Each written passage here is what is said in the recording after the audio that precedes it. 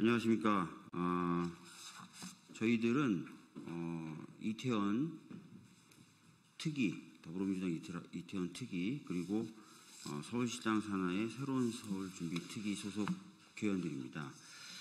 어제 보도가 좀 됐었습니다. 이태원 참사의 책임자 중에 한 명인 용산구청장에게 서울시장이 안전관리를 잘했다는 취지로 그것도 대상을 시상을 하고 했었다는 보도가 있었고, 거기에 대해서 우리 더불어민주당과 또 이태원 참사 피해자 및 그 가족분들이 항의를 하자 취소를 했습니다. 시상을 취소했는데, 시상을 취소하면서 자기 잘못은 아니고 밑에 공무원이 잘못했다는 식으로 얘기를 했어요. 근데 이 공문 보시면 아시겠지만 서울시장 명의가 그대로 찍혀 있습니다. 보도자료에 참고자료로 제가 같이 첨부했는데, 그리고 여기 보면은 이런 식으로 시장 표창 및 시상금 시상 계획이라고 딱 되어 있는 것을 보실 수가 있습니다. 그렇기 때문에 저희들은 처음에 시상을 한 것도 문제고 취소하는 과정과 그 이후의 대처도 문제다라고 생각합니다. 여기에 대해서 저희들이 비탄하는 기자회견을 진행하려고 하고요. 참석하신 의원님 먼저 소개해 드리도록 하겠습니다. 남인순 이태원 특위 위원장님 함께해 주시고 계시고요. 진선미 의원님 함께해 주고 계시고, 최현일 의원님, 그리고 천준호 의원님 함께해 주고 계십니다. 모두 발언은 남인순, 진선미 두 분 말씀을 좀 듣고요. 기자회견문 낭독은 최현일, 천준호 이렇게 두 분이 좀 수고해 주시도록 하겠습니다. 먼저 남인순 의원님 말씀 듣도록 하겠습니다. 네, 저는 더불어민주당 이태원 참사 대책 특별위원장을 맡고 있는 남인순 의원입니다. 네, 너무 분노할 일이 생겨서 저희가 기자회견을 갖게 됐습니다. 159명의 소중한 생명을 앗아간 이태원 참사, 그 책임의 한 축이라고 할 수 있는 용산구청이 다중 운집 인파 안전관리를 주제로 발표해서 대상을 받았다고 하니 정말 어처구니가 없고 너무 분노스럽습니다. 심지어 참사 당시에 주체자가 없는 하나의 현상이라며 무책임한 대응을 하고 현재 2심 재판까지 진행 중인 박희영 용산구청장에게 안전관리 대상을 수여한다는 그런 어떻게 발상을 할 수 있었는지 정말 국민들은 납득할 수도 없고, 우리 참사 피해자 가족들 또 많은 피해자들께서 도저히 받아들일 수 없다고 생각을 합니다. 상을 직접 받아서 사진까지 찍은 박희영 구청장은 정말 책임을 조금이라도 느끼고 있는 겁니까? 참사 당시 해야 할 기본적인 조치를 하지 않아서 수많은 희생을 불러온 당사자가 어떻게 안전관리 우수사례라는 이름으로 상을 준다고 해서 그걸 받습니까? 정말 이런 현실을, 이런 정말 망각하고 책임을 지지 않는 이런 부분을 저희가 절대로 용납해서는 안 된다고 생각합니다. 오세훈 서울시장이 몰랐다면서 뒤늦게 취소를 했지만 이런 우왕좌왕 사태 자체가 이태원 참사 유가족과 피해자들의 마음을 또 짓밟는 그런 2차, 3차 가해라고 생각을 합니다. 서울시와 용산구는 더 이상 이태원 참사 가족들과 우리 희생자들 또 피해자들에게 고통을 주지 말고 진정한 사과와 또 이들의 치유를 위해서 발벗고 나서기 바랍니다. 이상입니다. 네, 다음 진선미 의원님 말씀 듣겠습니다.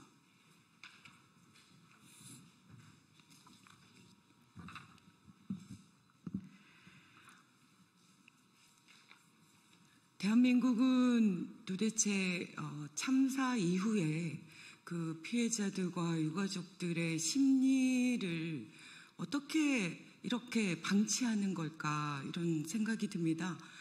얼마 전에 이태원 참사에 출동했던 우리 안타까운 소방관들의 그런 희생을 목도하고 모든 국민들이 애통해하던 불과 며칠 후 이런 참담한 뉴스를 우리가 봐야만 합니까? 2022년 10월 29일에 일어난 사건입니다. 이제 3년 조금 지나가고 있는 그런 상황 속에서 우리는 또다시 10월 29일을 눈앞에 두고 있는데, 이런 일로 다시 피해자들과 유가족들의 그 상처를 이렇게 헤집는 이런 잔인한 상황들을 우리가 계속 목도해야 한다는 것이 너무나 가슴 아프고 고통스럽습니다. 오세훈 시장은 반드시 책임 있게 유족들과 또 피해자들에게 직접 찾아가서 사과하거나 뭔가 더 강력한 조치를 취해야만 한다고 주장합니다. 다시 한번 이 관련된 모든 분들께 개인적으로 함께 죄송하다는 말씀 드리고 싶습니다. 고맙습니다. 예, 그 사이에 김남근 의원님도 오셨습니다. 기자회견문은 김남근, 최현일 그리고 천준호 의원님이 낭독해 주시겠습니다.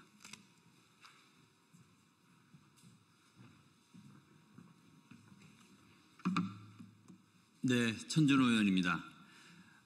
이태원 참사 이후에 만약 윤석열 정권이 정상적으로 이 사태를 수습하고 대응했다면 당시에 물러나거나 처벌되었어야 할 사람들, 오세훈 서울시장 그리고 용산구청장이 그대로 건재하면서 발생한 사건입니다.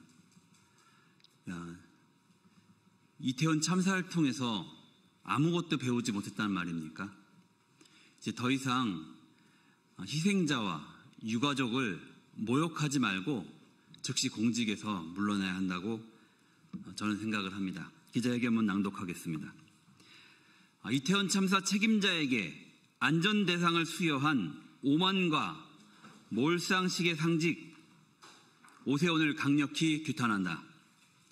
최근 오세훈 서울시장은 서울시 지역축제 안전관리 경진대회에서 박희영 구청장이 있는 용산구에 대상을 수여했다.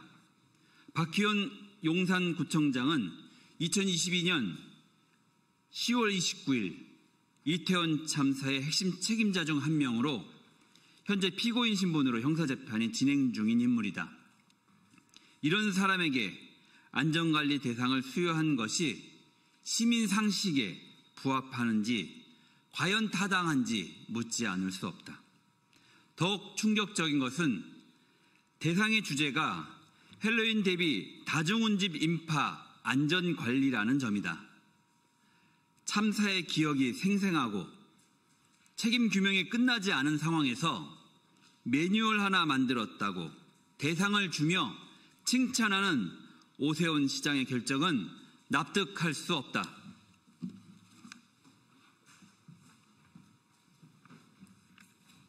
네, 김남근 국회의원입니다. 박희영 구청장은 참사 직후 주최자가 없는 행사라 안전관리 대상이 아니었다라는 변명만 반복했고 재판 과정에서도 행정적 의무가 없었다. 예측 불가능한 사고였다. 끝까지 책임을 회피하고 있다. 오세훈 시장은 이런 무책임한 인물에게 시민 앞에서 모범 사례인 양 안전 관련 대상을 수여한단 말인가. 특히 이번 서울시의 공식 포상은 박희영 구청장의 형사재판에 유리한 프레임을 줄 뿐 아니라 참사 직후 무한한 책임을 말하면서 눈물로 사과했던 오세훈 시장의 진정성을 시민들이 의심하지 않을 수 없게 하고 있다. 시민과 유가족 협의회 피해자 단체 역시 지자체장과 서울시가 수백 명의 피해자를 낳은 지자체에 사후 조치만으로 칭찬과 상까지 주는 현실에 깊은 모욕감과 분노를 느낀다며 강하게 질타했다. 이는 피해자의 아픔과 사회적 도덕성, 행정적 책임감에 대한 몰이에서 온 명백한 행정 실패이다.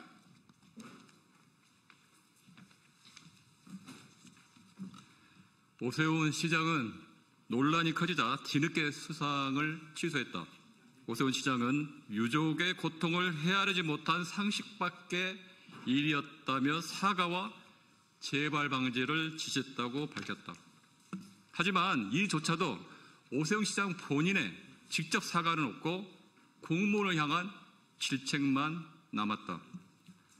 또한 서울시는 이런 일이 다시 발생하지 않도록 최선의 노력을 다하겠다고 해명했지만 정작 시 공문에 홍보, 시상금, 시장 표창 계획까지 세워놓고 본인은 몰랐다는 식의 해명은 혼자만 빠져나가겠다는 비겁한 해명이다. 서울시민 입장에서 이런 사람이 10년째 서울시장이라는 사실이 참담할 뿐이다. 토호제, 싱크홀에 이어 이태원 참사 책임자 포상까지 오세훈 시장의 무능력, 몰상식, 오만한 행정을 시민들이 언제까지 참고 견뎌야 하는가? 오세훈 시장은 직접 시민 앞에서 사과하고 지방선거에 헛군 꾸지 말고 책임 있는 시정에 매진하길 강력하게 촉구한다. 더불어민주당 이태원 참사 특별위원회와 서울시당 새로운 서울 준비 특별위원회는 안전, 상식, 책임이 살아있는 서울을 만들기 위해 끝까지 목소리를 내고 행동할 것이다. 2025년 8월 28일 더불어민주당 이태원 참사 특별위원회, 더불어민주당 서울시당 새로운 서울 준비 특별위원회 이상입니다.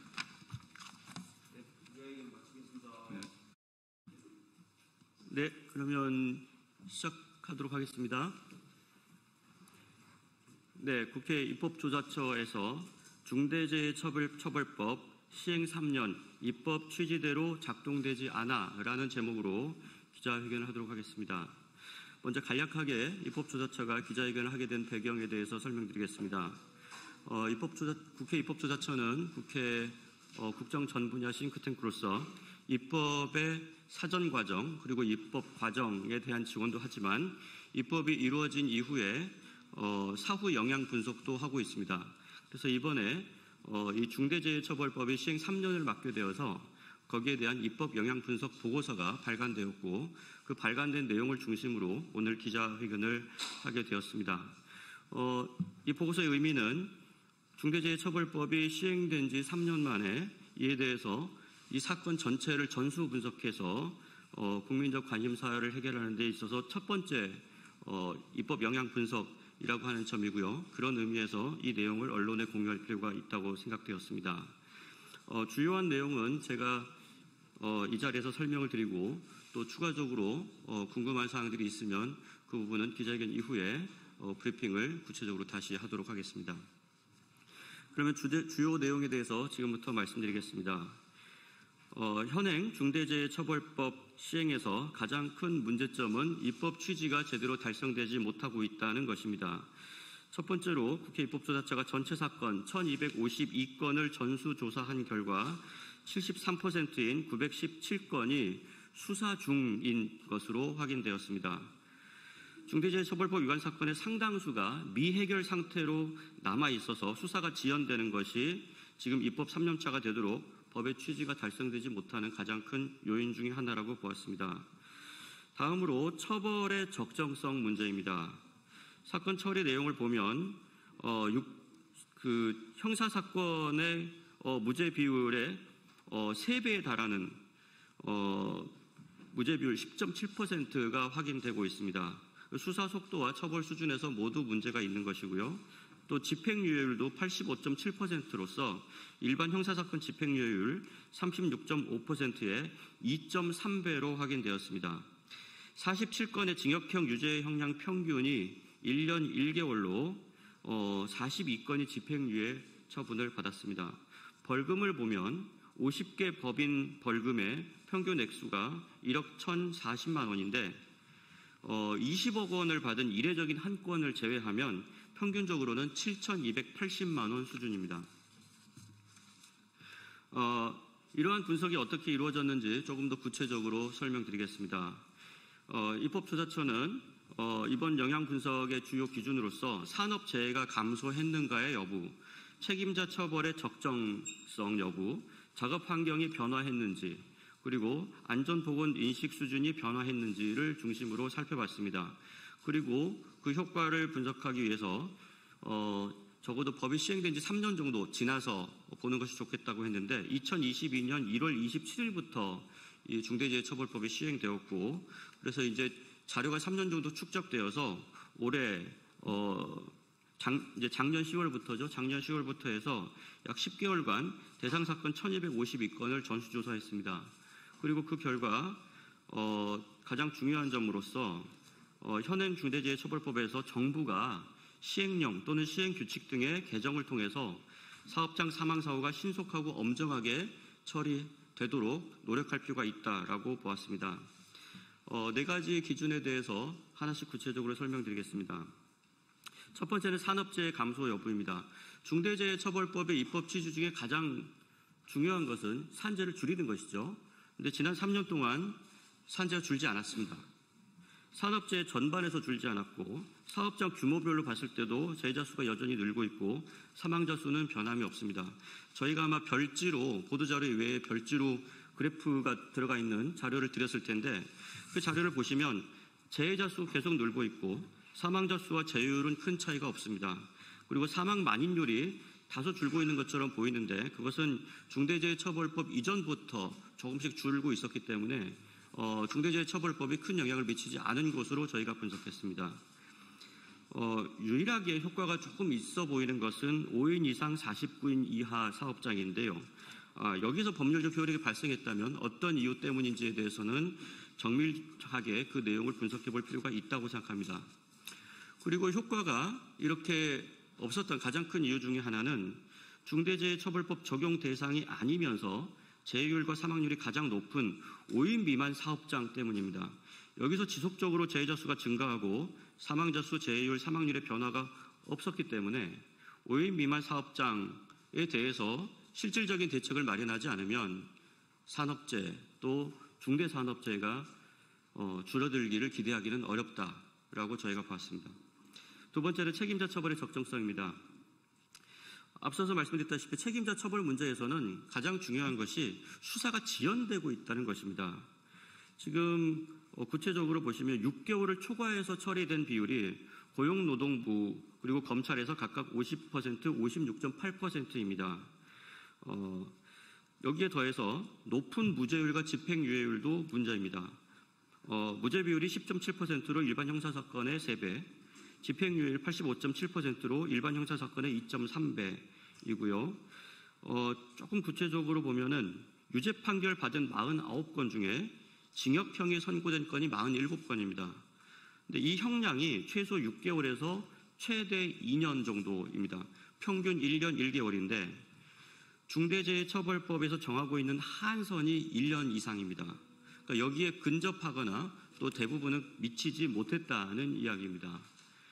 그래서 중대재해처벌법의 원래 입법 취지, 책임자의 처벌을 강화해서 산재를 줄여보겠다라고 했는데 실제로 이 유죄 판결을 받은 내용들을 보시면 한선에도 미치지 못하는 여러 사법적인 감경 사유들이 거기에 들어가면서 결과적으로는 이 법이 제대로 작동하지 못하고 있다. 판결에서 이렇게 볼 수 있는 것이죠. 그리고 아까 설명드렸지만 20억 원을 부과받은 한 건을 제외하면 벌금의 평균이 7,280만 원입니다. 이 7,280만 원을 받은 이 중대재해처벌법 사건은 2명 이상이 중상을 입거나 또 사망하거나 하는 굉장히 중대한 사건이죠. 그래서 처벌을 강화해서 벌금을 강화해서 법의 실효성을 높이겠다는 것인데 그 벌금이 7,280만 원 정도다라고 한다면 이것이 입법 취지를 달성하는데 충분했다고 볼 수 있느냐는 상당한 의문이 있다고 하겠습니다. 세 번째로 작업 환경의 변화, 안전보건 인식 수준의 변화입니다. 이번 분석에서 확인된 바로는 중대재해처벌법 시행 이후에 새로운 작업 방식이 도입되었다거나 현장에서 체감할 수 있는 수준의 큰 변화는 없던 것으로 조사됐습니다. 산업 현장에서 건강과 안전에 대해서 새롭게 정보가 제공되었다는 점을 찾아보기가 어려웠고 소음, 진동, 화학 제품 등 물리적 위험에 노출되는 정도에서도 변화가 없는 것으로 나타났습니다. 효과가 조금 있었던 부분은 어떤 부분이냐면 경영자들의 안전보건 인식 변화, 안전보건 관리체계 개선, 등인데, 하지만 중대재해의 실질적인 배후 요인으로 보이는 노동 강도에서는 거의 변화가 없었고, 노동조합이 안전보건 관리에서 능동적인 역할을 하게 되는 변화도 관찰되지 않았습니다. 그래서 이러한 부분들이 전반적으로 중대재해처벌법의 실효적인 작동을 막고 있고, 그리고 여러 가지 개선점이 필요하다고 보았습니다. 이에 대해서 국회 입법조사처는 입법 영향 분석을 통해서 4가지의 개선 방안을 제안했습니다. 첫 번째는 현행 법 규정을 보완할 수 있는 시행령과 관련 규정의 정비입니다. 지금 입법 취지가 제대로 작성되지 않고 있는 것을 입법조사처에서는 법 집행자들의 의지 부족, 그리고 그에 따른 규정의 미비에 있다고 보았습니다. 법에서 처벌 기준을 시행령에 상당 부분 위임을 해서 입법을 당시에 했는데, 시행령의 규정이 불명확하다는 지적이 계속해서 있었음에도 불구하고 그에 대한 조치가 이행되지 않았습니다. 또 시행 규칙도 존재하지 않습니다. 이런 상황에서 수사 중인 사건이 대거 발생하고 결국은 무죄라든지 집행률이 높은 것도 발생했다고 보고 있고요. 또 하나는 지금 시행 3년이 지났는데 양형 기준도 마련되어 있지 않아서 평균 1년 1개월, 벌금 7,200만 원대 수준의 양형이 이루어지고 있는 것이 문제라고 봤습니다. 그래서 이런 부분들이 반드시 개선되어야 입법 취지가 달성될 수 있다는 것입니다. 두 번째는 수사 중인 사건의 비중을 줄여야 합니다. 지금 중대재해처벌법 관련해서 많은 사업장들이 지금 해당이 되고 있는데 왜 그 부분들이 빨리빨리 개선되지 않느냐? 수사가 지연되고 있기 때문입니다. 1252건 전체 사건 중에서 917건이 수사 중입니다. 말 그대로 사건을 그냥 들고 있다는 얘기죠. 예. 그래서 이 부분에 있어서는 수사 역량이 부족한 것이 가장 큰 요인 중에 하나라고 보았습니다. 그래서 수사기관의 전문성을 확보해야 하고, 그래서 지금 당장 900건이 넘어가는 이 수사 중인 사건에 대해서는 조금 비상한 조치가 필요하다고 저희는 봤습니다. 그래서 지금 경찰이 최근에 중대재해 수사 전담 조직 신설을 검토한 바가 있고요. 하지만 또 현대 중대산업재해 수사의 주축은 고용노동부입니다.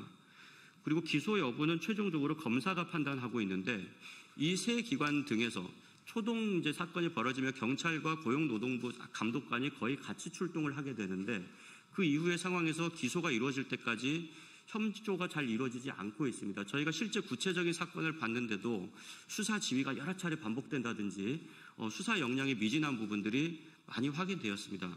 그래서 지금 900건이 넘는 이 수사 중인 사건들을 해결하기 위해서는 중대재해 합동수사단, 고용부, 경찰, 검찰이 한꺼번에 협력을 하는, 그래서 중대재해 합동수사단 같은 것을 한시적으로 운영해서 지금 들고 있는 사건들이라도 빨리 해결을 해야 된다는 겁니다. 그런 것들을 좀 고려해 볼 필요가 있다라는 것이고요. 또 하나는 산업안전보건감독관의 역량을 좀 늘려야 되는데, 양적으로 수를 늘리는 것이 정부에서도 고려되고 있는 것으로 알고 있습니다만, 지금 저희가 이 사건들을 구체적으로 들여다봤을 때는 더 중요한 것은 질적 역량을 강화하는 것입니다. 지금 검찰과 또 그 고용노동부 사이에 과거에 수사 역량을 강화하기 위한 몇 차례 협의가 이루어진 것을 확인했습니다만, 그 정도 가지고는 이 수사 중인 사건들을 털어낼 수 있을 만큼 수사 역량이 제고되기가 어렵다. 그래서 여기에 대해서 아주 체계적인 수사 역량을 제고할 수 있는 그런 대책이 필요하다라고 봤습니다. 그런 문제 해결에 노력이 있을 때 사건 처리 절차의 표준화, 또 신속한 증거 확보 같은 것이 가능하다고 봤습니다. 세 번째는 형사처벌 이외에도 안전보건 관리 체계가 자율적으로 구축될 수 있도록 하는 시스템을 만드는 것입니다. 산재를 방치하는 것이 경제적으로 이익이 되지 않는다라고 하는 구조를 만들어내야 되는 것입니다. 그래서 그에 대한 대안으로 저희는 인센티브제, 경제적 불이익, 제도적 인프라 지원 방안 같은 것들을 제시했는데요. 조금 더 구체적으로 보면 현재 기업들이 형사처벌에 대해서 만약에 산재가 발생하면, 중대재해처벌법 대상 사건이 발생하면 서류 중심의 형식적인 대응을 한다든지 외부 전문가 자문, 또 법적 대응 등을 통해서 해결하려는 경향을 보이고 있습니다. 그것이 경제적으로 좀 더 이익이라고 판단하고 있는 것이죠. 그래서 이런 부분들을 해결하려면 매출액 이익 연동 벌금제, 재산 비례 벌금제, 사고 이력 가중 벌금제, 이익 환수형 과징금제, 산재 보험에서 차등 보험률제 같은 것들을 적극적으로 적용해야 된다고 생각합니다. 매출액 이익 연동 벌금제 같은 것은 산재가 계속 나더라도 매출이 늘어나면 경제적으로 도움이 된다라고 하는 것을 불가능하게 원천적으로 만들어야 된다는 것입니다. 네 번째는 입법 취지에 부합하는 처벌이 이루어질 수 있도록 양형 기준을 빨리 마련하는 것입니다. 지금 산업 현장에서 일하다가 사람이 크게 다치거나 죽어도 평균 7천만 원 초반대의 벌금을 내면 된다라고 하는 것이 과연 중대재해처벌법을 입법한 취지였는가? 그렇게 많은 사회적인 어떤 갈등 요인들을 극복하면서 합의를 이루어냈던 그 결과가 이런 것인가라고 하는 것에 대해서 상당한 의문을 갖게 합니다. 그래서 지금 말씀드린 대로 이런 양형 기준을 명확하게 마련해서 우리가 이 입법을 했던 그 취지가 달성될 수 있도록 법 집행자들이 특히 행정부와 사법부가 노력을 같이 경주해 주기를 바란다라고 하는 의견을 저희가 제시했습니다. 그리고 앞에서 한번 말씀드렸지만 지금 중대재해처벌법의 실효성을 높이고 그 의지를 확인하기 위해서는 지금 들고 있는 사건 900건이 넘는 수사 중인 사건들을 어떻게 해서든지 공조 수사를 통해서 빨리 해결하는 것이 가장 중요하다. 이 점을 다시 한번 강조드리고 싶습니다. 네, 이것으로 브리핑을 마치고 구체적인 질문에 대해서는 저희가 백브리핑에서 다시 한번 설명드릴 수 있도록 하겠습니다. 주요한 내용은 보도자료에 나와 있고 저희가 그 내용을 핵심적인 내용들을 별지로 이렇게 다시 한 페이지로 여러분께 나눠드렸기 때문에 그 부분들을 잘 참고하시면 될 것 같습니다. 네, 이상으로 기자 브리핑을 마치도록 하겠습니다. 감사합니다. 자, 인사 먼저 하겠습니다. 인사. 안녕하십니까. 오늘 저희 국회 교육위원회 국민의힘 의원들이 모두 이재명 정부의 교육부 장관 후보자 지명을 단호히 규탄하기 위한 기자회견을 합니다. 최규중 교육부 장관이 얼마나 교육부 장관으로서 자격이 없고 절대 교육부를 맡아서 안 되는지에 대한 기자회견문을 발표하도록 하겠습니다. 안녕하십니까. 국회 교육위원회 국민의힘 의원들은 오늘 이재명 정부의 두 번째 교육부 장관 후보자 지명을 단호히 규탄합니다. 최교진 후보자는 교육자가 아닙니다. 그는 대한민국 교육계가 아닌 단지 전교조의 상징적 인물일 뿐입니다. 전교조 핵심 인물이었던 그가 교육부 장관이 된다면 대한민국 교육부는 더 이상 교육부가 아니라 전교조부입니다. 나아가 전교조 공화국으로 교육계를 뒤엎을 것입니다. 이에 저희는 후보자의 즉각적인 사퇴와 지명 철회를 강력히 촉구합니다. 첫째, 후보자는 심각한 정치 편향과 저급한 언행으로 논란을 일으켜왔습니다. 조국 전 장관의 입시비리 사태 때 그는 검찰의 칼춤 운운하며 불법을 감싸 안았습니다. 스펙 위조, 부모 찬스, 장학금 수령까지 국민의 공분을 산 사건을 옹호한 자가 어떻게 교육의 공정을 논할 수 있습니까? 또 전직 대통령의 서거일을 조롱하고 탄핵 집회 사진에는 저속한 말을 남겼습니다. 나이스 도입을 반대하면서도 입에 담을 수조차 없는 표현을 사용했습니다. 공직자로서의 품위와 자질은 물론 교육자로서의 기본적 자세조차 찾아볼 수 없습니다. 최규진 후보자 한 명을 지키기 위해서 대한민국의 모든 교원, 학부모, 학생이 걱정하는 그런 사태를 만들지 말기를 이재명 정부에게 경고합니다.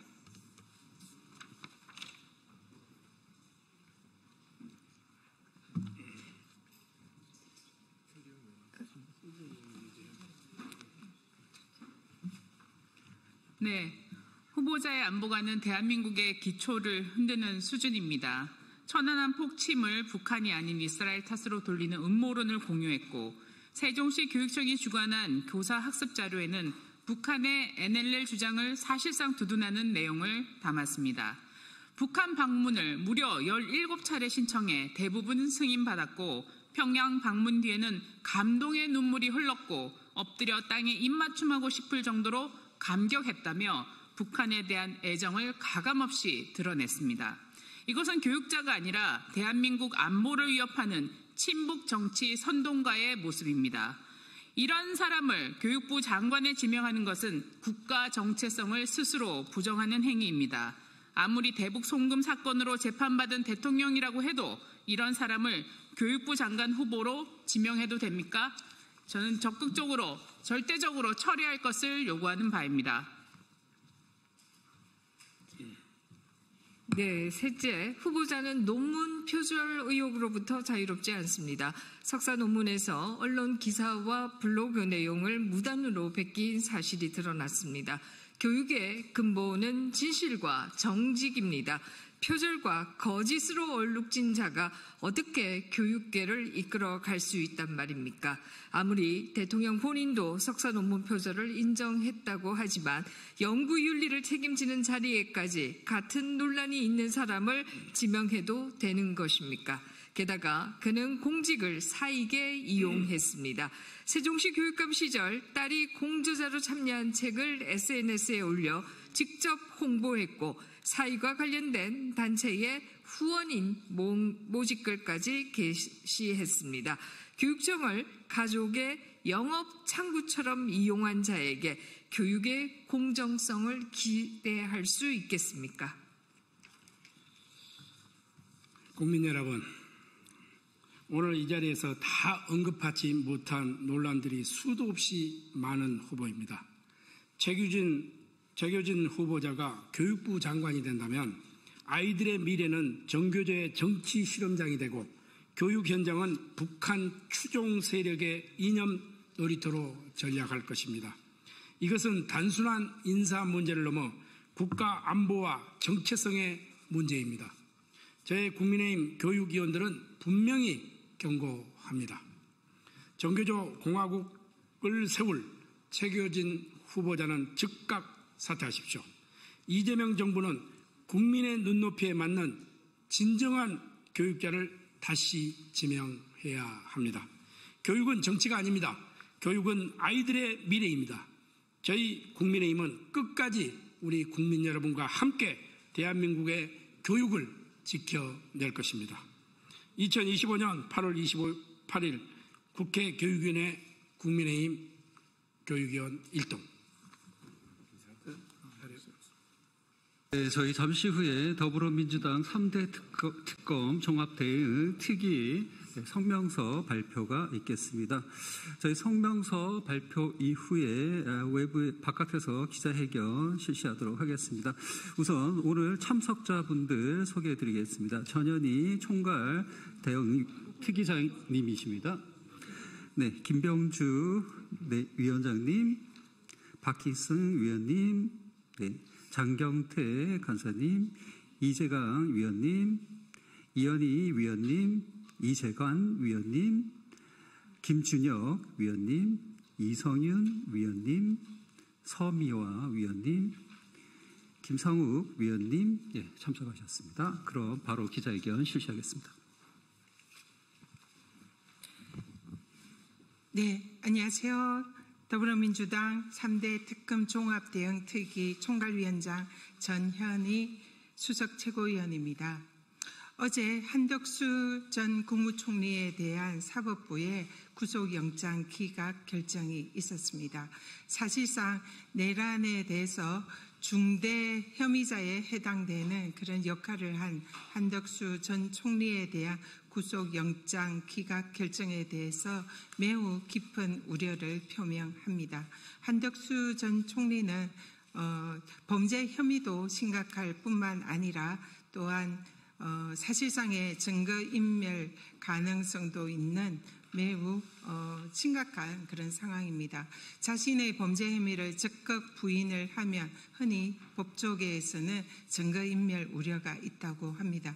그럼에도 불구하고 한덕수 전 총리에 대한 납득할 수 없는 법원의 영장에 대해서 저희 3대 특검 법원의 영장 기각 결정에 대해서 저희 3대 특검 특위에서는 오늘 기자회견을 통해서 규탄하는 성명을 발표하고자 합니다. 아울러 어제 내란 특검에서는 안규백 국방부 장관에 대해서 내란에 대한 철저한 진상규명과 또 사후 대책을 촉구하는 방문을 가졌습니다. 거기에 대해서도 오늘 기자회견에서 저희들의 입장을 밝히고자 합니다. 우리 언론인 여러분들의 많은 관심과 보도 부탁드립니다. 감사합니다. 예, 기자회견문 낭독을 네.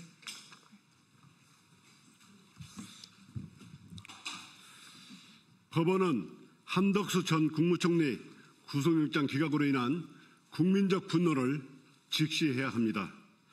더불어민주당 3대 특검 종합대응 특별위원회는 이번 법원의 기각 결정을 깊이 우려합니다. 대통령이 친일 쿠데타라는 헌정 파괴 행위 앞에서 국무총리라는 국정 제2인자가 헌법을 지키기는커녕 내란의 정당성을 부여하려 했다는 혐의는 결코 가볍지가 않습니다. 그럼에도 법원은 위증과 증거인멸 우려가 농후한 피의자에 대해 영장을 기각했습니다.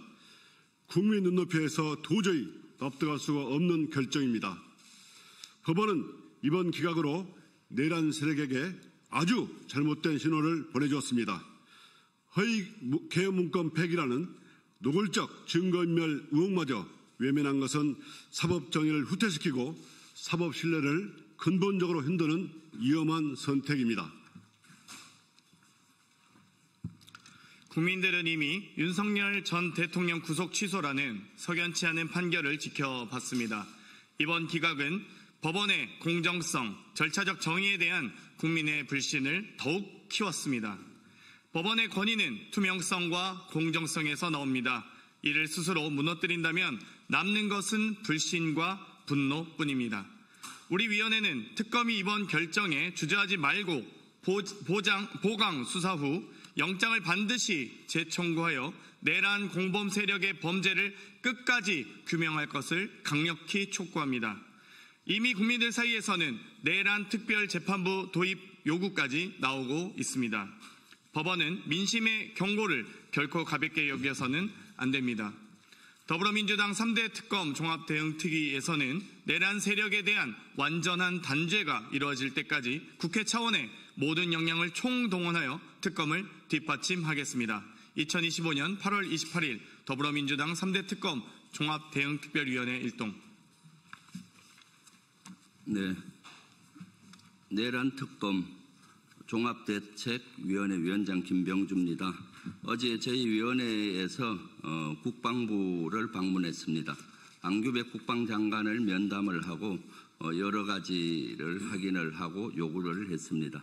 현재 국방부에서는 자체 조사를 하고 있습니다. 내란에 대한 진상을 밝히기 위한 자체 조사를 하고 있는데 그 현황에 대해서 보고를 받았고 그리고 저희들이 거기 여러 가지를 요구를 했습니다.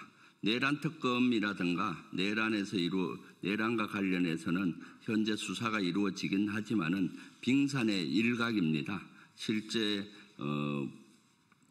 출동한 부대 12.3 내란 당시에 국회라든가 성관이라든가 출동한 부대와 외환죄에만 집중돼서 수사를 하고 있습니다.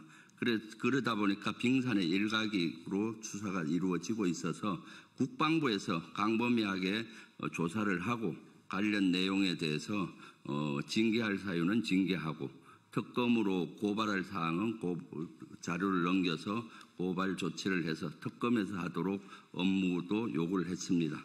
관련해서 기자회견문을 낭독하도록 했습니다.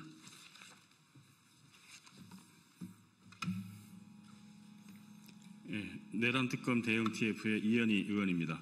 존경하는 국민 여러분, 내란 특검이 12.3 내란의 실체 규명을 위해 최선을 다하고 있으나 상명하복 군 조직 특성과 사건 발생 9개월이라는 시간 동안 군의 광범위한 증거 인멸로 인해 사건의 핵심에 도달하지 못하고 있습니다.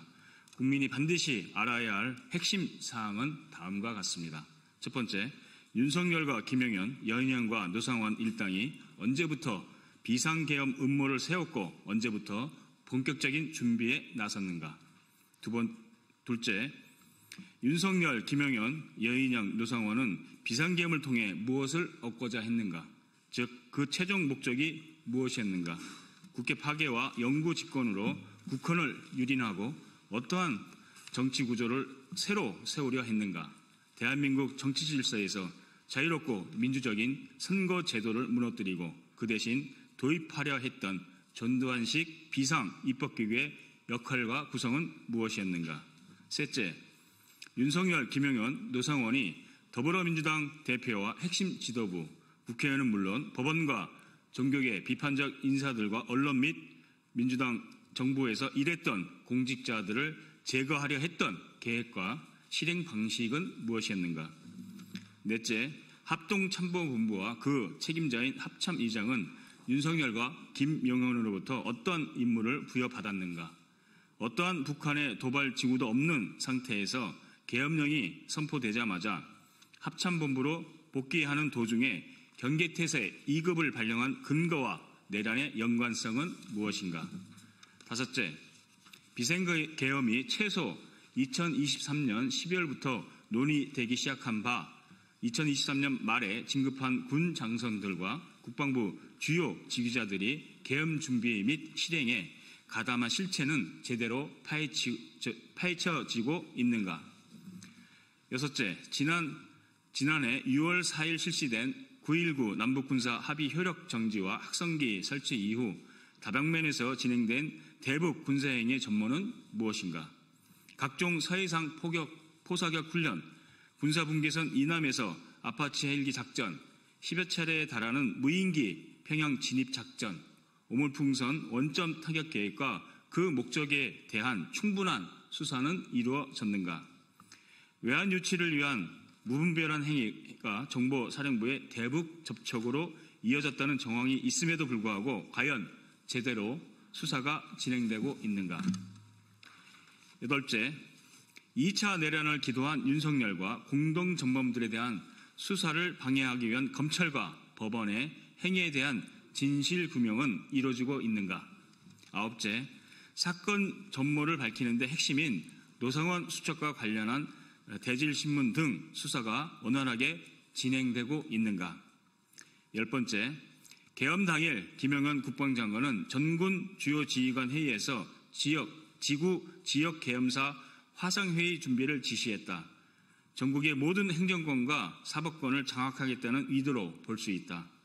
실제 계엄사령부 산하 3개 지구 계엄사령부와 25개 지역 계엄사령부는 상황실을 설치 중이었거나 설치를 준비했다. 그야말로 행정부와 사법부를 모두 군이 통제하는 군정 통치를 하려고 했다. 이 과정에서 적극적으로 동조한 지자체도 있다.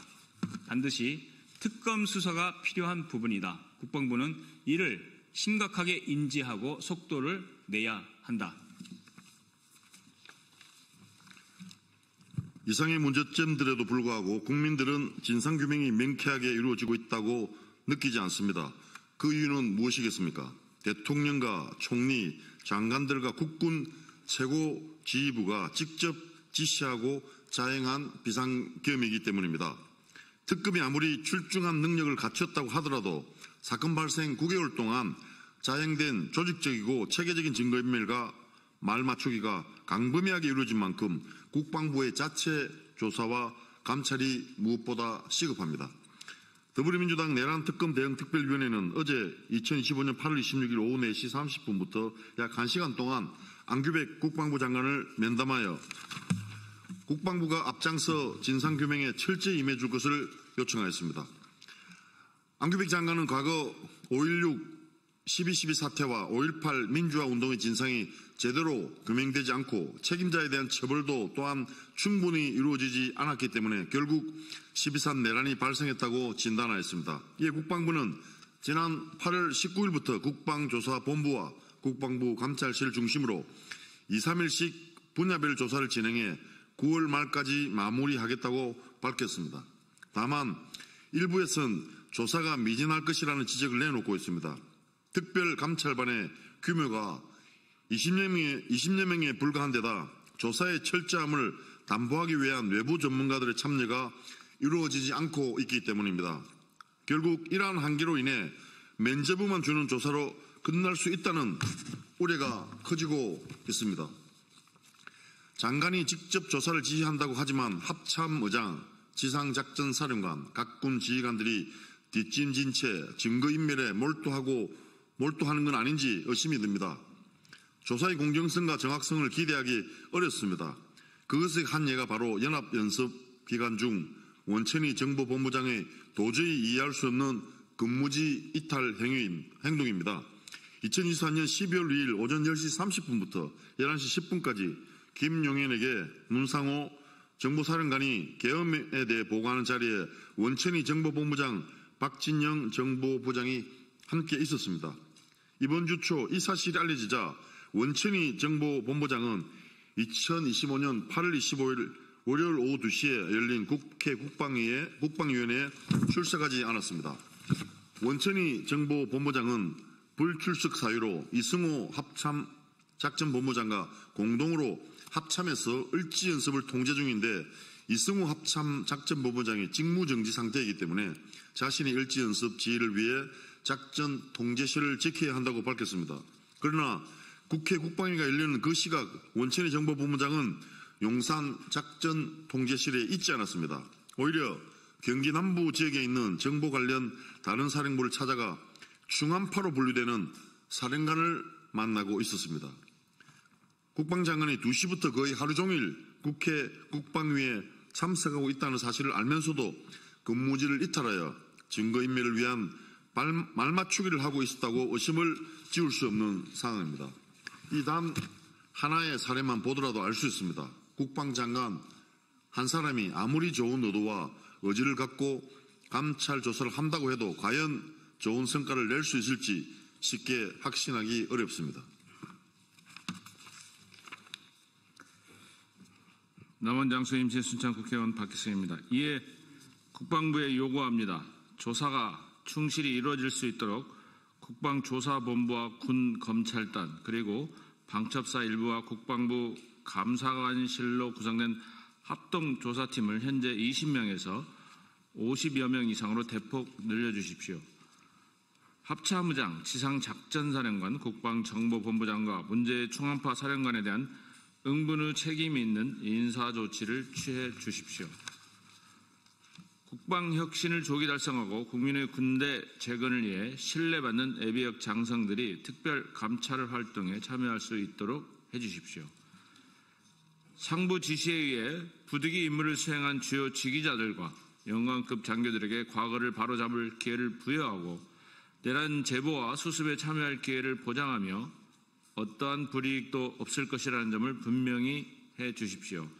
안규백 국방장관이 이상의 요구에 대해 안보관계장관 회의를 통해 결정하고 이행할 것을 촉구합니다. 2025년 8월 28일 더불어민주당 내란특검 대응 특별위원회 위원 일동.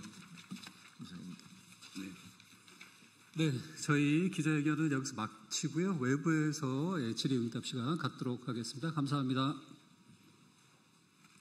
내란청산 사회대개혁 강원 비상행동에서 주최하는 불법 정치자금 수수 내란 동조 권성동 국회의원 제명 촉구 기자회견을 시작하겠습니다. 첫 번째 발언으로 민주노총 강원 지역본부장이신 김남순 강원 비상행동 상인 공동대표의 발언이 있을 예정이고요. 두 번째로 오동철 춘천 공동행동 상인 공동대표 그리고 세 번째 마지막 발언으로 임명희 사회민주당 부대표 발언이 있겠습니다. 그리고 마무리로 기자회견 낭독이 있겠습니다.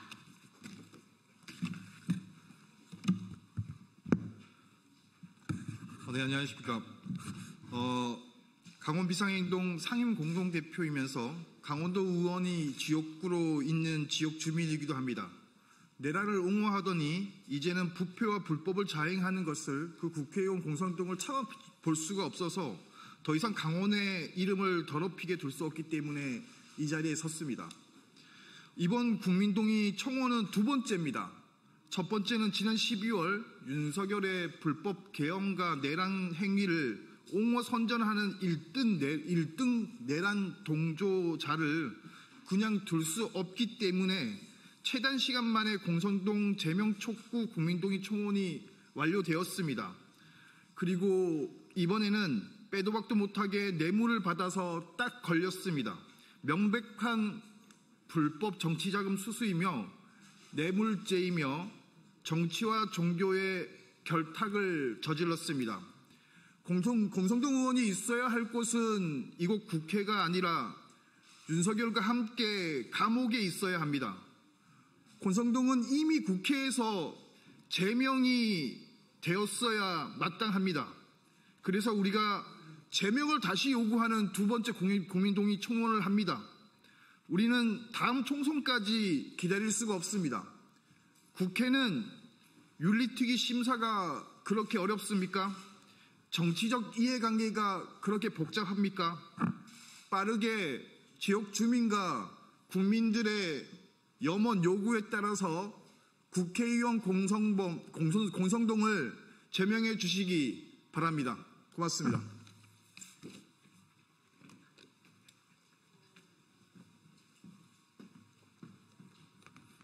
네, 민주주의와 민생 사회공공성 실현을 위한 춘천공동행동 상임공동대표 오동철입니다. 저희가 이 자리에 쓴 것은 권성동 의원에 대해서 국회가 반드시 제명을 해달라고 요구하기 위해서 이 자리에 섰습니다. 강원도민들은 정말 많은 가슴의 상처를 받았습니다. 권성동 의원으로 인해서 강원랜드 채용비리 사건에 연루되었었고요. 그 다음에 지난 대통령 선거 때 성추행 사건에도 연루돼서 많은 논란이 됐었습니다. 거기다가 이 권성동은 무엇보다 내란 동조, 내란 방조, 내란의 직접적인 당사자가 아닌가 의심이 될 만큼 그동안 많은 만행들을 저질러왔다고 생각합니다. 국회 탄핵 표결을 방해하기 위해서 당론이라는 미명하에 모든 국민의힘 의원들이 입장하지 못하게끔 막았었고요. 그 다음에 헌법재판관이 부족해서 헌재가 제 역할을 하지 못할 때 대통령 권한대행이 헌법재판관을 임명하는 것은 절대 안 된다. 이렇게 하면서 가이드라인을 쳐오면서 내란이 조기에 수습되지 못하도록 역할을 해왔다고 생각합니다. 저희는 피켓에 지금 권성동 의원 자진 사퇴하라는 것과 권성동 의원을 국회가 징계하라 이렇게 두 가지 피켓을 들고 있는데요.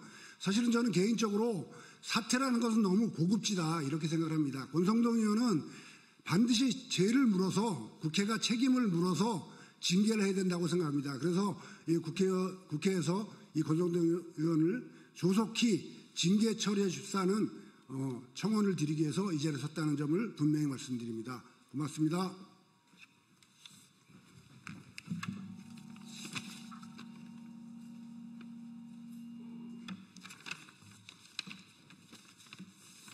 네, 사회민주당 부대표 임명입니다. 국민의힘 권성동 의원이 통일교로부터 1억 원대의 불법 정치 자금을 수수한 혐의로 어제 김건희 특검에 소환되어 수사를 받았습니다. 더불어 500만 원을 5차례에 걸쳐 쪼개기 후원을 받은 의혹도 받고 있습니다. 1억 원의 현금 다발이 담긴 종이 가방 사진과 2023년 당시 당대표 선거에 통일교 교인들이 집단 입당하고 권 의원을 밀고 있다는 문자도 공개되었습니다. 무형의 대가가 의심되는 대목입니다. 이쯤 되면 내란 숙의 윤석열을 그토록 비호했던 이유가 납득됩니다. 국가 존립은 안중에도 없이 오롯이 자신의 안위만 생각한 비상식적 행태였습니다. 내란 숙의 윤석열과 권성동 의원을 비롯한 동조 세력은 입만 열면 일단 부인하고 거짓을 일삼는 공통점이 있습니다. 권성동 의원은 특검 소환 조사에 출석하며 돈 받은 적도 없다며 결백을 주장했습니다. 논란을 일으켜 국민께 죄송하다는 형식적인 사죄도 없이 오히려 정치 탄압이라며 특검과 언론 탓을 합니다. 후한무치 최소한의 염치도 없습니다. 죄가 없다는 윤석열은 파면되어 구속 수감 중이고 관련자들도 줄줄이 재판받고 있습니다. 남 탓하는 전략은 이미 실패했다는 것을 윤석열을 보고 배우십시오. 국회에 요구합니다. 권성동 의원의 구속영장이 청구된다면 지체 없이 체포동의안을 가결시키십시오. 본인은 결백하다며 무혐의를 주장한 만큼 불체포 특권을 내려놓고 영장 실질 심사도 당당하게 받으십시오. 두 번째 권성동 의원 제명 국민청원이 진행 중입니다. 국민의힘 권성동 의원의 워딩 그대로 돌려드립니다. 알량한 자리에 연연하지 마십시오. 국회의원 특권을 누릴 자격이 없습니다. 법 앞에 만인의 한 명으로 심판받으십시오. 감사합니다. 네, 발언은 이것으로 마치고요. 바로 기자회견 낭독하겠습니다. 김남순 상임공동대표님 모시겠습니다. 네, 기자회견문 낭독하겠습니다. 국회는 불법 정치자금 수수 내란 동조한 권성동 의원을 즉각 제명하라. 권성동은 통일교 전 간부로부터 1억 원의 정치자금을 지원받은 것에 이어서 22년 2, 3월에 두 차례 통일교 한 총재가 기거하는 가평 청정궁을 방문하여 한 총재에게 큰절을 하고 직접 금품이 들어있는 쇼핑백을 받아갔다는 진술이 나오면서 특검 수사가 진행 중입니다. 8월 27일 권성동 의원의 특검 출석으로 그 의혹은 점차 명백하게 범죄 혐의로 밝혀질 것이라 예상됩니다. 누가 보더라도 명백한 불법 정치 자금입니다. 권성동 의원이 통일교의 불법 정치 자금을 받았고 그 돈을 대선 자금으로 썼다면 20대 대통령 선거는 명백한 불법 부정선거입니다. 권성동 의원이 이 같은 행위는 정치자금법 제45조 정치자금 부정수수죄에 해당하며 형법상 뇌물죄가 성립할 수 있습니다. 무엇보다도 정치와 종교는 분리된다는 헌법 20조 2항의 정교 분리를 명백히 위반한 것입니다. 특검의 소환 조사는 물론 현직 의원으로는 처음으로 출국 금지까지 내린 것은 권성동의 혐의가 결코 가볍지 않고 증거인멸의 가능성이 충분하다는 것을 보여주는 것입니다. 그런데도 권성동 의원은 뻔뻔하게 결백을 주장하고 심지어 자신의 명예를 훼손하고 있다며 복면의 달인답게 피해자 가면을 쓰고 있습니다. 아무리 얼굴을 가린다 해도 결국 자신을 가릴 수 없듯이 결코 진실을 덮을 수 없습니다. 권성동 의원은 특검 조사 이후 반드시 구속되어 합당한 처벌을 받고 친구 윤석열과 함께할 운명입니다. 또한 국민의힘 권성동 의원은 이른바 윤핵관의 대표주자로서 12.3 비상계엄을 방조하고 내란 숙의 윤석열을 비유하며 내란 행위를 정당화하는 데 앞장섰습니다. 12월 4일 계엄 해제 표결 불참, 12월 7일 윤석열 탄핵 소추안 표결 불참도 모자라 국민의힘 원내대표로서 내란 특검과 김건희 특검, 윤석열 탄핵 2차 표결에 반대의 당론을 이끌었고 윤석열 체포 과정을 불법으로 매도하면서 윤석열 비호에 앞장섰습니다.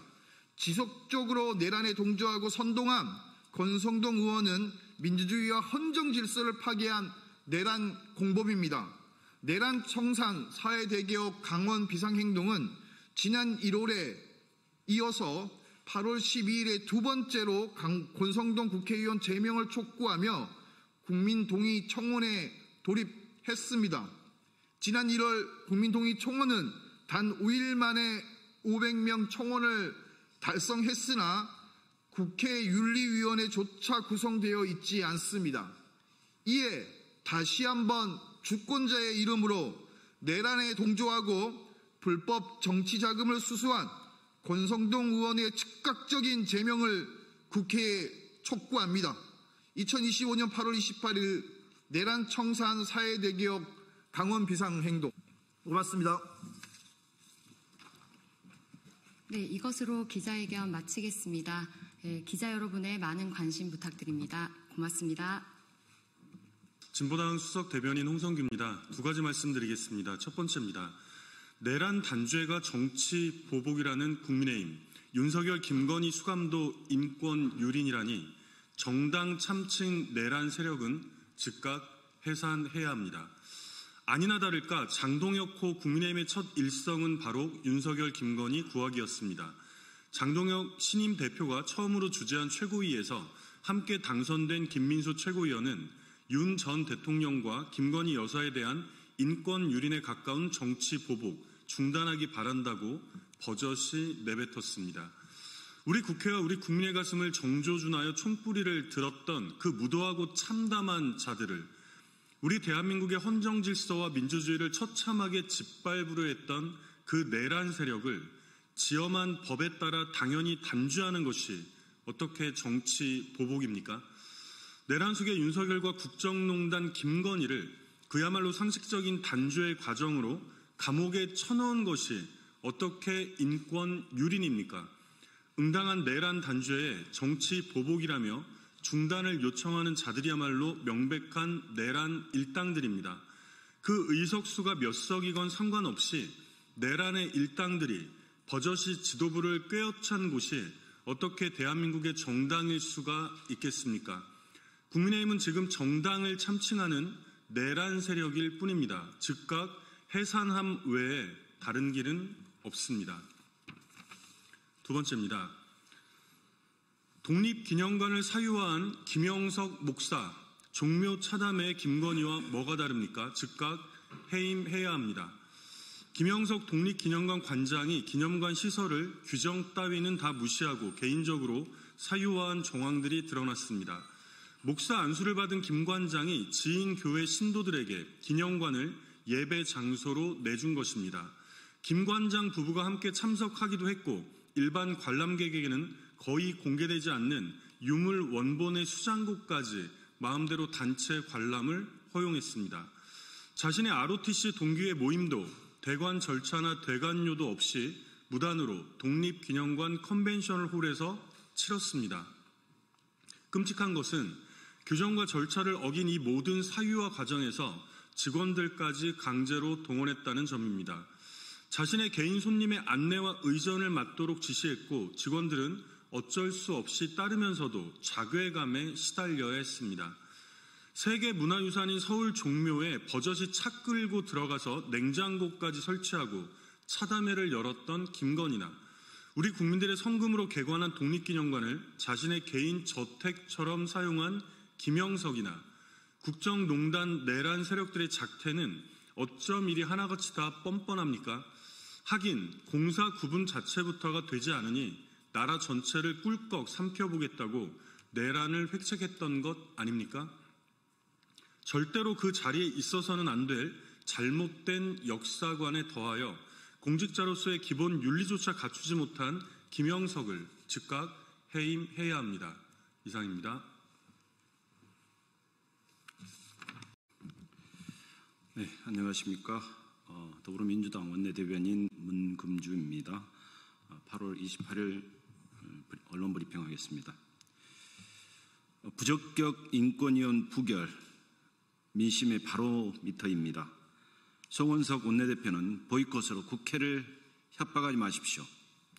국민의힘 송원석 원내대표가 국민의힘이 추천한 국가인권위원회 위원 후보가 부결된 것에 대해 의회 폭주하며 항의했습니다. 한 줌도 안 되는 권력으로 대한민국을 약탈하려 했던 윤석열을 배출한 정당 원내대표의 주장이라 한심하기만 합니다. 윤석열과 김건희, 한덕수 등 내란 세력을 옹호하고 대한민국 정상화에 어깃장을 놨던 국민의힘을 비춰볼 때 송원석 원내대표의 의회 폭주라는 궤변이 과연 어울리는 단어인가 되묻고 싶습니다. 내란의 참상을 겪은 민생 앞에서 제대로 된 사과조차 없는 국민의힘이 모든 상임위를 보이콧하겠다는 망상은 근무 태만을 통한 혈세 탄로를 예고하는 것으로밖에 보이지 않습니다. 국가인권위원회는 고 김대중 대통령께서 인권의 중요성을 고려해 설립한 정부 핵심 기관입니다. 그런 기관에 구구 인사를 임명한다는 것이 말이나 되는 소리입니까? 국민의힘은 국가인권위원회를 갈등의 불씨로 활용하려는 시도를 즉각 중단하기 바랍니다. 국회 보이콧으로 국민과 국회에 대한 협박을 중단하고 국민께 부여받은 임무를 성실히 수행할 것을 경고합니다. 이태원 참사 지역에 안전관리 대상을 준 오세훈 서울시장 제정신입니까? 서울시가 2025년 지역축제 안전관리 우수사례 경진대회에서 용산구청에 대상을 주는 말도 안 되는 일이 벌어졌습니다. 심지어 할로윈 기간 동안 이태원 일대에서 추진한 종합안전대책이 높은 평가를 받았다고 합니다. 159명이 사망하고 부상자만 195명에 달하는 충격적인 참사를 낳은 용산구청을 칭찬하고 상까지 주다니 기가 막힙니다. 심지어 최근 이태원 참사 현장에 출동했던 소방관이 트라우마를 극복하지 못하고 싸늘한 죽음으로 발견되기도 했습니다. 이태원 참사는 아직 진행 중입니다.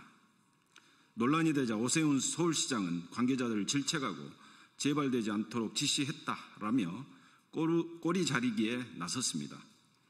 오세훈 서울시장님, 제정신입니까? 이태원 참사 발생의 장본인으로 재판을 받고 있는 용산구청장에게 대상을 수여한 의도가 무엇입니까? 이태원 참사에는 서울시도 용산구도 없었음을 모든 국민이 기억하고 계십니다. 대상을 취소했다 해서 서울시의 망동까지 취소되지 않음을 경고합니다. 오세훈 서울시장은 말뿐인 질책을 늘어놓지 말고 국민 앞에 제대로 사과하십시오. 그것이 국민에 대한 최소한의 예의입니다. 이상입니다. 안녕하십니까. 국회 정무위원회 더불어민주당 간사 강준현입니다. 독립기념관장으로 있는 김영석의 문제가 하루가 멀다 하고 새롭게 제기되고 있습니다. 파도 악담만 나옵니다. 김영석이 이젠 독립기념관 시설까지 사적으로 남용한 정황이 드러났습니다. 지난해 임명될 때부터 뉴라이트 역사관으로 문제를 일으켰고 국회의 요구를 무시하기 위해 꼼수를 부렸던 김형석입니다. 이번 광복 80주년 행사에선 믿을 수 없는 망언으로 또 한 번 국민들의 분노를 샀는데 또 문제가 터졌습니다. 이대로 더는 묵과할 수 없습니다. 부실남용, 뉴라이트, 국민 무시, 3종 무자격 사유를 보유한 김영석은 하루라도 빨리 사퇴하는 것이 옳은 길입니다. 이에 오늘은 김영석이 왜 독립기념관장으로서 자격이 없는지를 국민 여러분께 알리고 김영석의 사퇴를 촉구하는 기자회견을 열고자 이 자리에 섰습니다. 먼저 참석해 주신 의원님들 소개하겠습니다. 박범계 의원님 모셨습니다. 김용만 의원님 모셨습니다.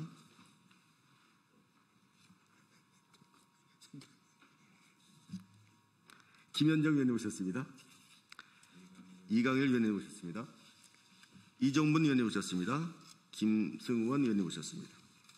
그럼 본격적으로 김남근 의원님 모셨습니다. 그럼 본격적으로 국회 정무위 더불어민주당 의원 일동의 기자회견을 시작하겠습니다. 네, 평택시의원 김현정 의원입니다.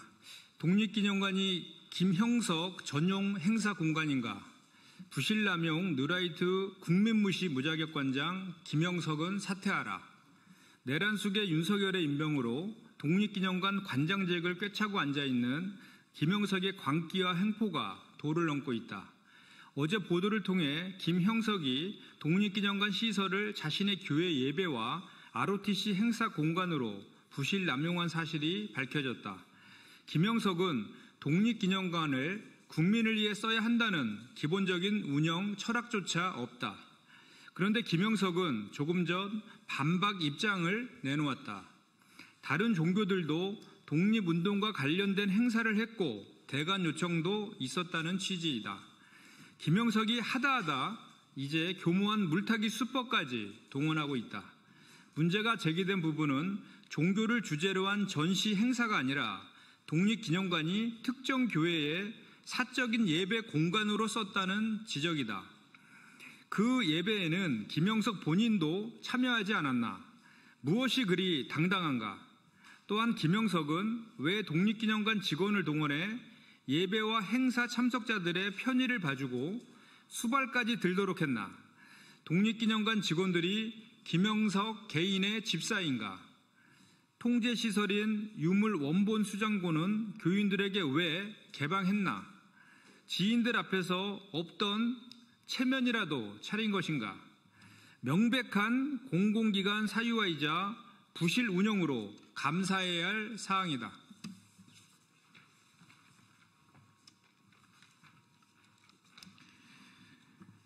김영석이 확실히 뉴라이트 하수인이란 사실이 또한 새롭게 입증됐다. 김영석은 취임 시점인 지난해 8월 ROTC 행사에 참석해서 사람들이 자신에게서 대한민국 건국은 1919년에 됐다는 답을 요구했다. 1948년 8월 15일이 국민, 영토, 주권 3대 요소를 갖춘 국가 출발이다는 발언을 내뱉은 것으로 드러났다. 대한민국의 시작이 1919년이란 지극한 당연한 상식이 김영석에겐 그저 요구받고 강요당했던 사안이란 말인가? 궤변이다. 그럼 3.1운동과 임시정부 법통을 명시한 대한민국 헌법 전문의 정신이 김영석에겐 그저 출발하지도 않은 가짜 국가의 객기였단 말인가? 광복이 연합군의 승리로 얻은 선물이라는 광복 80주년 기념사 망발로 국민의 분노가 사그러들지 않고 있는 시점에 또 다른 망언이 드러난 것이다. 처음부터 김영석은 독립기념관장이 아닌 뉴라이트 기념관장이었음이 분명해졌다. 국민의 분노에 대응하는 김영석의 자세 또한 뻔뻔하기 그지없다. 김영석은 지난 21일 국회 정무위에서 자신의 광복절 기념사 망언을 지적받자 의도적으로 자신의 발언을 왜곡하고 있다며 문제가 아니라고 대답했다. 어제 권오을 보훈부 장관은 김영석을 향해 국민 신뢰와 독립운동 선열들의 숭고한 뜻을 더 이상 훼손하지 말라는 경고 서한을 보냈다. 그러자 김영석은 자신은 잘못한 게 없다. 일일이 답변하는 건 옳지 않다. 임기까지 업무를 다하겠다고 밝혔다. 아나무인 그 자체다. 공공시설을 남용하는 무책임, 독립운동을 부정하는 무지성, 국민의 목소리를 무시하는 무도덕까지 김영석은 독립기념관장으로서 도저히 인정할 수 없는 무자격자다. 진정으로 독립운동을 기리는 이재명 정부 국정철학에 맞는 인사가 결코 아니다. 김영석은 인간으로서 일말의 양심이 남아있다면 즉시 관장직에서 사퇴하라. 그렇지 않으면 더불어민주당은 국민과 함께 철저한 감독과 감사로 김영석의 무도덕과 무능함을 밝히겠다. 또한 해임 건의를 포함해 무자격자 김영석의 시대를 종식시키기 위해 총력을 기울일 것이다. 2025년 8월 28일 더불어민주당 국회 정무위원회 의원 일동. 네, 이상 기자회견 마치도록 하겠습니다. 감사합니다. 안녕하십니까. 더불어민주당 대변인 부승찬입니다. 국민의힘 대표는 왜곡과 망상에서 벗어나 격에 맞게 국민의 질문에 성실히 답해야 합니다. 장동혁 국민의힘 신임 대표가 윤석열 복귀 추진 여부와 노상원 수첩의 살인계획 찬성 여부 등을 묻는 정청래 더불어민주당 대표의 5개 공개 질문에 공당의 대표라는 자가 빵 터졌다라는 말로 대신했습니다. 이는 그간 민주주의 수호를 위해 목숨을 걸었던 대다수 국민의 질문을 우롱한 처사입니다. 그간 장 대표의 행보로 볼 때 진짜 윤 어게인을 추진할 것인지 설마 노상원 수첩에 찬성하는지 묻는 건 너무나도 당연한 것입니다. 대통령 탄핵 판결문은 헌법과 법률을 위배하여 헌법 수호의 책무를 저버리고 민주공화국의 주권자인 대한국민의 신임을 중대하게 배반하였다. 그러므로 피청구인을 대통령직에서 파면한다. 이 결정은 재판관 전원의 일치된 의견에 따른 것이다라고 적시하고 있습니다. 그럼에도 장 대표는 취임 첫날부터 윤석열을 접견하겠다고 공언했고 내란 옹호 세력에 반대하는 세력에 탈당하라고 압박하고 있습니다. 반면 장 대표는 노상원 수첩에 천인공노할 살인 계획에 대해서는 이런 방구도 없습니다. 정청래 대표의 질문은 무고한 시민을 살인하고자 했던 망상적 범죄 행위에 대한 국민의 물음이자 헌재 판결에 대한 확인입니다. 국민의힘 대표야말로 왜곡과 망상에서 벗어나 격에 맞게 국민의 질문에 성실하게 답해야 할 것입니다. 장 대표의 발언은 진정 민주주의를 수호하고자 하는 국민의 바람에서 벗어나 친윤, 극우에 천착하는 국민의힘의 미래를 보여주는 단면이라 하겠습니다. 감사합니다. 고생하셨습니다. 네, 진보당 브리핑 시작하겠습니다. 부대변인 이미선입니다. 비혼 출생 증가, 정상가족 중심 저출생 정책을 전면 개편해야 합니다. 통계청이 어제 발표한 2024년 출생 통계에 따르면 지난해 합계 출생률은 0.75명으로 9년 만에 소폭 반등했습니다. 특히 혼인외 출생아 비중이 5.8%로 역대 최고치를 기록했습니다. 이는 결혼을 전제로 한 출산 인식이 흔들리고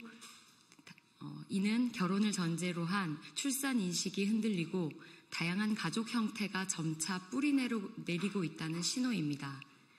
하지만 정부의 저출생 정책은 여전히 결혼을 중심에 두고 있습니다. 신혼부부 주거 우대, 결혼 장려금, 다자녀 가구 혜택 등 대부분 정책이 법률혼을 기본 단위로 설계돼 비혼, 한부모, 동성가정 등은 제도 밖으로 밀려나고 있습니다. 많은 비혼모들이 공공임대주택과 육아지원 서비스에서 제한되거나 순위에서 밀리기도 합니다. 그러나 아이를 낳고 기르는 데 중요한 것은 혼인 여부가 아니라 아이의 권리와 양육 환경입니다. 진보당은 저출생 문제 해결이 결혼과 출산 장려가 아니라 가족 다양성을 제도적으로 수용하는 데 있다고 봅니다. 이를 위해 생활동반자법 등의 도입으로 다양한 가족 형태를 인정하고 비혼 여성의 난임시술 접근, 출생신고 간소화, 육아휴직과 보육 서비스가 필요합니다. 특히 일과 가정의 양립을 할 수 있는 제도적 기반이 마련되어야 합니다. 가족 형태와 상관없이 모든 양육자가 안정된 일자리에서 아이를 기를 수 있도록 국가가 적극 개입해야 합니다. 지금은 결혼을 장려할 때가 아니라 가족 다양성을 존중하고 아동을 중심에 둔 새로운 정책 패러다임으로 전환할 때입니다. 저출생 위기 극복의 열쇠는 정상가족이 아니라 삶의 다양성과 평등한 돌봄, 사회 안전망에 있습니다. 두 번째 브리핑 드리겠습니다. 문신사법 복지위 통과를 환영합니다. 법 제정으로 K-타투 이제 제도 안에서 해야 합니다. 33년 만에 문신 시술이 합법화의 문 앞에 섰습니다. 어제 국회 보건복지위원회가 문신사법을 통과시켰습니다. 이제 법사위와 본회의 절차만 남았습니다. 진보당은 이 역사적 진전을 뜨겁게 환영합니다. 수십만 문신사들의 절박한 목소리가 국회를 움직였습니다. 마침내 불법의 굴레를 벗을 수 있는 길이 열렸습니다. 1992년 대법원 판결 이후 비의료인의 문신 시술은 의료행위로 간주되어 왔습니다. 수많은 종사자들이 생계를 이어가면서도 범법자로 낙인 찍혀야 했습니다. 한국보건의료연구원에 따르면 문신, 반영구 화장 경험자는 1,300만 명으로 성인 인구의 약 30%에 해당합니다. 종사자도 30만 명에 이릅니다. 그러나 문신을 의사만 할 수 있도록 한 나라는 세계에서 한국이 유일했습니다. 이번 문신사법은 문신사의 법적 지위를 공식적으로 인정합니다. 위생관리, 건강검진, 책임보험 등 안전장치도 마련했습니다. 문신은 이제 불법이 아니라 K컬처의 한 축으로 성장할 수 있습니다. 법이 현실을 외면하는 시대는 끝내야 합니다. 문신사법에 조속한 본회의 통과를 요구합니다. 진보당도 타투이스트들의 권리 보장, 시민의 문화권 확대, 그리고 안전하고 창의적인 문신 문화의 제도를 위해 힘을 보태겠습니다. 이상 브리핑 마치겠습니다. 고맙습니다.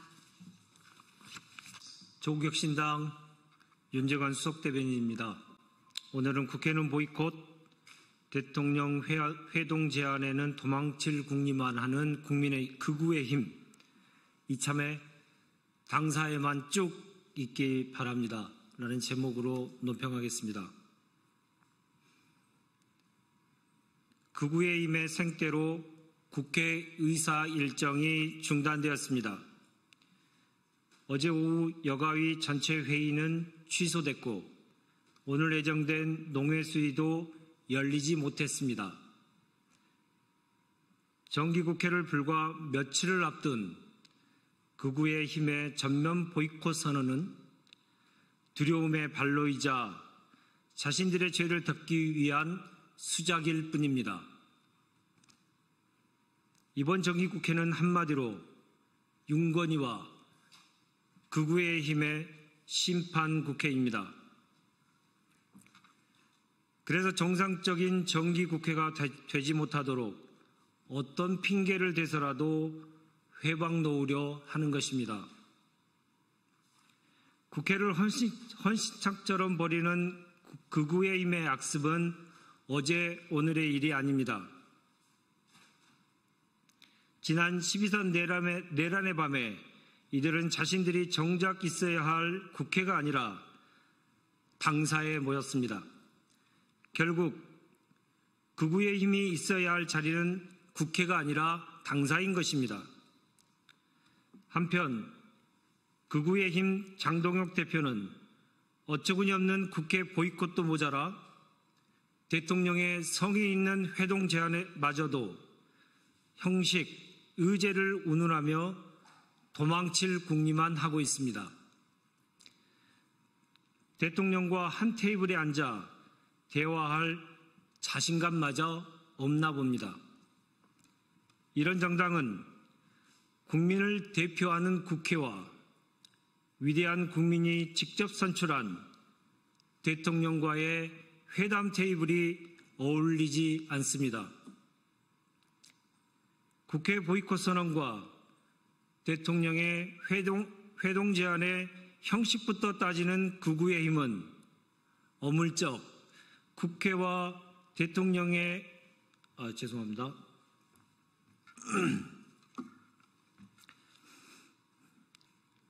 국회 보이콧 선언과 대통령의 회동 제안의 형식부터 따지는 극우의 힘은 어물쩍 국회 및 대통령과의 대화 테이블에 앉을 생각일랑 완전히 접고 당사에만 쭉 있기 바랍니다.